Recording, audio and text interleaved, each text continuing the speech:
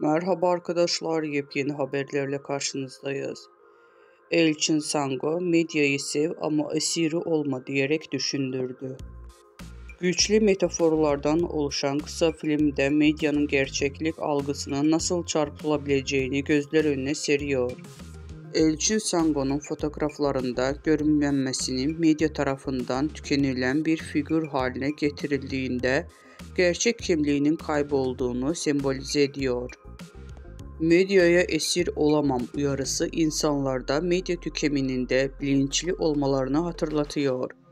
Bu kısa filmde Sango medyanın güçlü ve bireyleri üzerinde etkisini eleştirirken izleyiciler medya tüketiminde dikkatli ve bilinçli olmaları gerçeğini hatırlatıyor.